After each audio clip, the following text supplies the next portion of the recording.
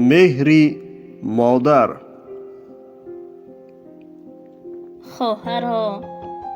خواهرا این خوشخبر بشنیده ای؟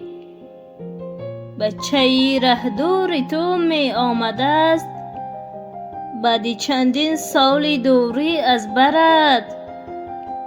می شوی دستی پسر جانت به دست،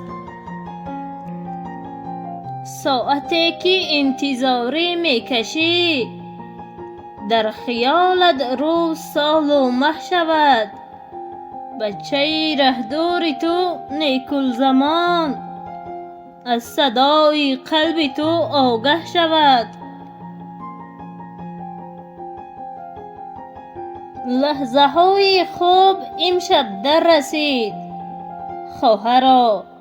خواهرا گویا جوان گردیده ای، دیده از دوری سرابی بچت، پرزنان سویش روان گردیده ای. نیک بخت و نوربانو از پست می کند نظاره بر رفتار تو. از کجا دانند مهر مادری، زین سبب در حیرتند از کار تو. می روم با شادمانی این سحر، تا به شادی تو انبازی کنم. دیده من نیکل زمان را در برت، در نوار خاطر عکاسی کنم. معتدل گردد فشار خون تو، درد گویا می گریزد از تنت. تو نمی غنجی ز شادی این زمان، خواهری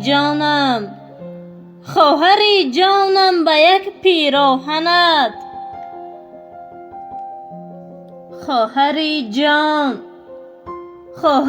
جان شاد باشی دائما، در وجود تو نافتد بار غم. باز می آری به خانه نوعروس، با قدومش می شود باری تو کم.